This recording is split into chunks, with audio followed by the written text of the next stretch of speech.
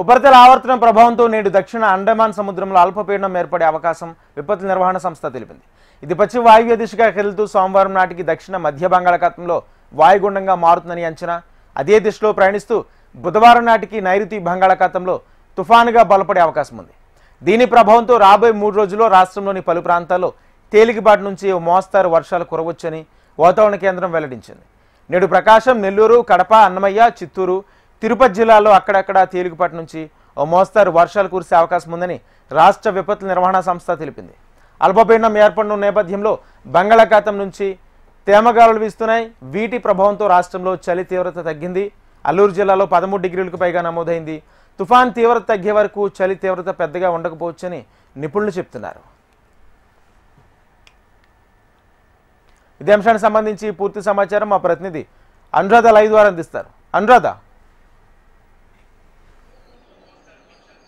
రాజేంద్ర, ప్రస్తుతం బంగాళాఖాతంలో ఒక అల్పపీడనం కొనసాగుతూ ఉంది. అల్పపీడనం దక్షిణ కోస్తా ఆంధ్ర మీద 22వ తేదీ సాయంత్రంకి లేదా 24వ తేదీ వరకు కూడా ప్రభావం చూపించే అవకాశం ఉంది. నెల్లూరు, చిత్తూరు, కడప, తిరుపతి ఈ ప్రాంతాల్లో భారీ నుంచి మోస్తరు వర్షాలు కురుస్తాయని వాతావరణ శాఖ తెలిపింది. అయితే మరొక అల్పపీడనం కూడా అండమాన్ తీర ప్రాంతాల మీదుగా విస్తరించింది. అల్పపీడనం బలపడితే గనక తుఫాన్గా మారే అవకాశం ఉందని కూడా వాతావరణ శాఖ అంచనా వేస్తున్నారు. అప్పుడు కూడా ఈ మరో ఏదైతే అల్పపీడనం బలపడే అవకాశాలు ఉన్నాయో అది కూడా దక్షిణ కోస్తా ఆంధ్ర మీదే ఎక్కువగా ప్రభావం చూపించే అవకాశం ఉంటుందని వాతావరణ శాఖ తెలిపింది. మరోవైపు చూసుకుంటే గనక బంగాళాఖాతం మీదుగా తేమ గాలులు వీస్తూ ఉన్న నేపథ్యంలో నిన్నటి దాకా మంచు వాతావరణం, చలి తీవ్రత ఎక్కువగా ఉన్నప్పటికీ కూడా ప్రస్తుతం వాతావరణం కొంత మార్పు కనిపిస్తూ ఉంది. చలి తీవ్రత తగ్గింది, అలాగే పొగమంచు కూడా తగ్గింది. దీంతో వాతావరణ శాఖ అంచనాల ప్రకారం ఖచ్చితంగా తుఫాన్ వచ్చే ముందు అనుకూలమైన వాతావరణం సముద్ర తీర ప్రాంతాల్లో ఎలా ఉంటుందో ఆ విధంగా వాతావరణ మార్పులు ఉన్నాయి. కాబట్టి ఈ అల్పపీడనం బలపడి వాయుగుండంగా మారి తుఫాన్గా మారే అవకాశం ఉందని వాతావరణ శాఖ అంచనాలు వేస్తుంది. అయితే ఇది ల్యాండ్ మీద ఫాలో అవుతుందా లేదా సముద్రం మీద ఎక్కువ ప్రభావాన్ని చూపిస్తుందా అన్నది స్పష్టత రావడానికి మరికొంత సమయం పట్టే అవకాశం ఉందని కూడా వాతావరణ శాఖ తెలిపింది. అయితే ఈ నెల 22, 24 నాటికి ప్రస్తుతం ఉన్న బంగాళాఖాతంలో ఉన్న అల్పపీడనం, ఏర్పడబోయే అల్పపీడనం రెండిట్ల ప్రభావంతో మరి 24వ తేదీ వరకు కూడా ఆంధ్రప్రదేశ్లో పలు చోట్ల వర్షాలు కురిసే అవకాశం ఉంది.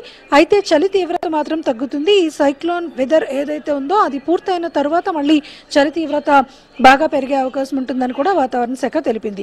ప్రస్తుతానికి 13 డిగ్రీల టెంపరేచర్స్ వరకు ఇక్కడ అల్లూరు ఏజెన్సీ జిల్లాలో నోట్ అవుతున్నాయి. గత 2 రోజుల క్రితం వరకు కూడా సింగిల్ డిజిట్స్ నోట్ అయ్యాయి. ప్రస్తుతం 13 నుంచి 14 డిగ్రీలు అరకు, పాడేరు, మినుమలూరు, ఈ చింతపల్లి, లెమ్మసింగి ఇలాంటి ప్రాంతాల్లో టెంపరేచర్స్ అనేవి కొంత పెరిగాయి. అలాగే ఇక్కడెక్కడ కూడా వాతావరణంలో మార్పులేమీ పెద్దగా కనిపించట్లేదు. ఇటు ఉత్తరాంధ్ర కానీ అటు గుంటూరు, కృష్ణా, ఎన్టీఆర్ జిల్లాల వరకు కూడా పొడి వాతావరణం మాత్రమే ఉంది. దక్షిణ కోస్తా ఆంధ్రాకి దగ్గరగా ఉండేవి అంటే నెల్లూరు, చిత్తూరు, కడప, తిరుపతి ఈ జిల్లాల్లో మాత్రం తేలికపాటి నుంచి మోస్తరు వర్షాలు కురిసే అవకాశం అయితే మాత్రం ఉంది.